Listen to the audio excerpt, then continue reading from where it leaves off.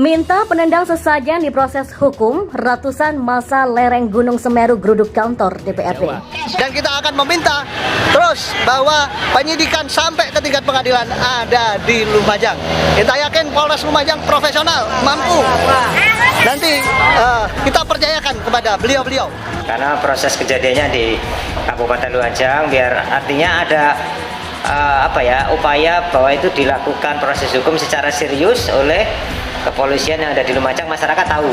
Jadi artinya memang benar-benar serius dijalankan. Dengan seluruh pendapat masyarakat yang sampai kepada saya, dengan berbagai keinginan, termasuk salah satunya adalah ini harus terus diproses secara hukum.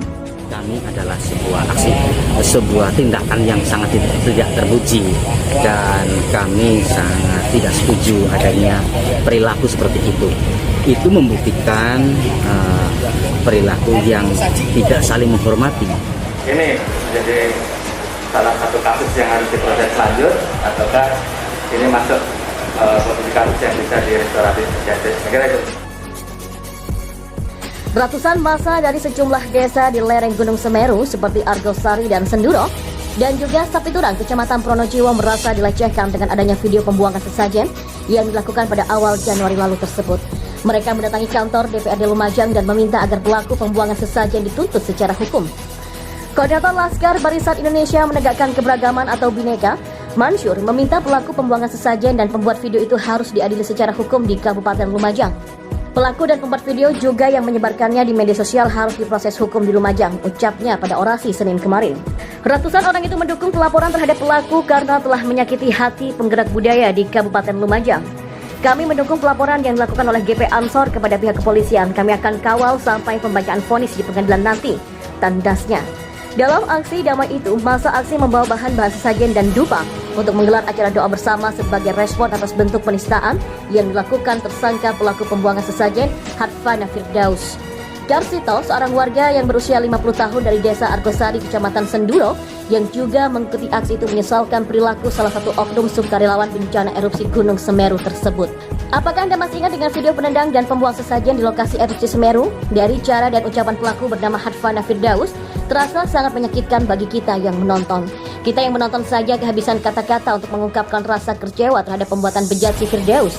Apalagi yang punya sesajen, bagaimana rasanya ya? Saya sebenarnya tidak ingin terlalu banyak komentar soal kasus ini, karena toh pelaku sudah ditangkap dan menjadi tersangka. Tetapi sayangnya, MUI Jatim sepertinya coba melindungi si pelaku dari jerat hukum.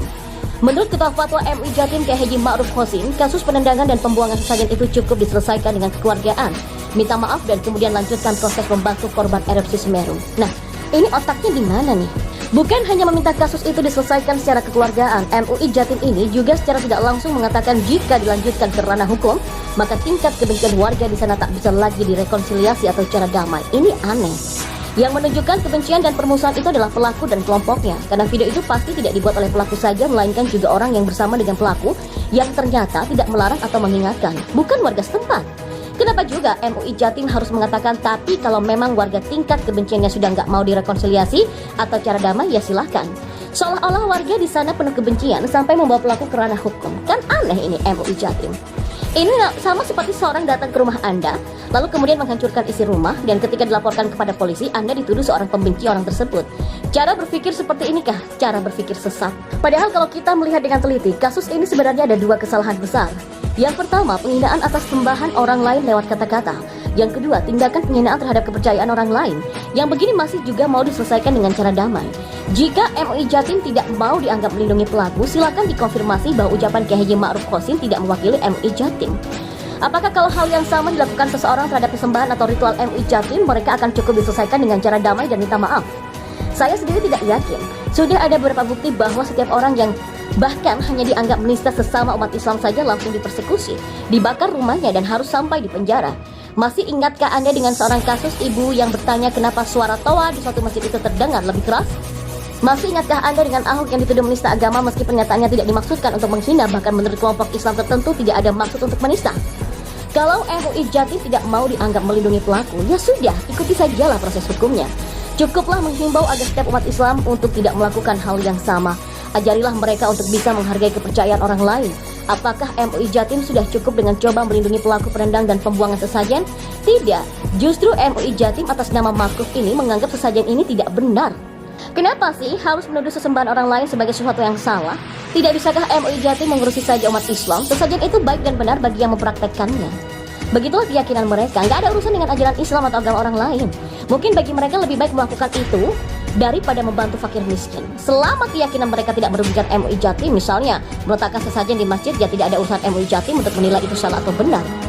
MUI Jatim itu harus tahu dan paham bahwa menurut non-Islam, agama Islam itu bukanlah agama yang benar. Kalau non-Islam menganggap Islam itu benar, sudah semua dunia ini jadi Islam. Kalau orang lain itu tidak lalu datang ke masjid teriak-teriak kalau agama Islam tidak benar. Bukan mereka membenarkan Islam, melainkan mereka menghargai perbedaan, bahwa meskipun Islam itu bukan agama yang benar, tapi penganutnya menganggap itu sebagai agama yang benar. Itu yang harus dihargai, itulah yang namanya perbedaan.